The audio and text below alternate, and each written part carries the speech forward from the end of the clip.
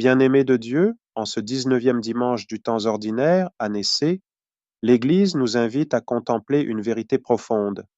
Dieu agit même dans nos épreuves.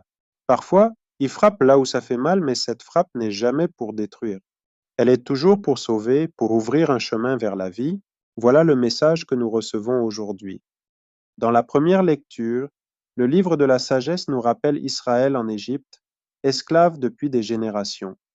Son sort semblait sans issue, mais Dieu intervient. Il frappe l'oppresseur, brise les chaînes et appelle son peuple à la liberté. Cette libération passe par la douleur, comme un médecin qui nettoie une plaie. La douleur est nécessaire pour guérir. Elle dérange, mais elle ouvre la porte à la vie nouvelle. Dans nos vies aussi, Dieu agit ainsi.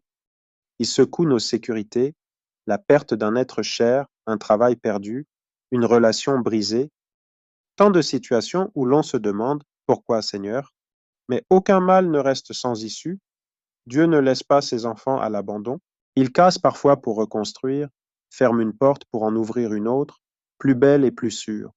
Le psaume de ce jour nous éclaire. Heureux le peuple dont le Seigneur est le Dieu.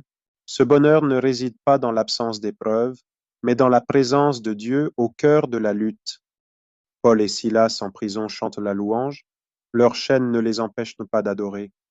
Et soudain, les portes s'ouvrent. Leur louange était plus forte que leur chaîne. Aujourd'hui, Dieu nous invite à cette même force.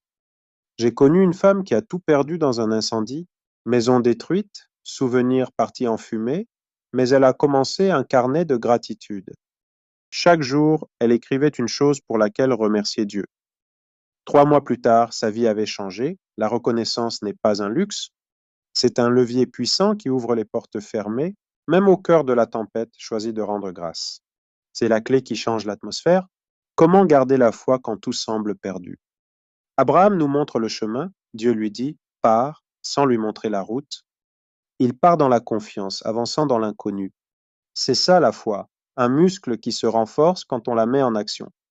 Jésus dans l'Évangile nous dit, tenez-vous prêts. Être prêt, ce n'est pas seulement commencer, mais persévérer jusqu'au bout. Gérer sa vie, son temps, son cœur avec fidélité. Être fidèle dans les petites choses, c'est préparer la victoire à venir. Certains attendent un grand miracle, mais Dieu attend que nous mettions nos affaires en ordre. Pardonner, régler une dette, changer une habitude.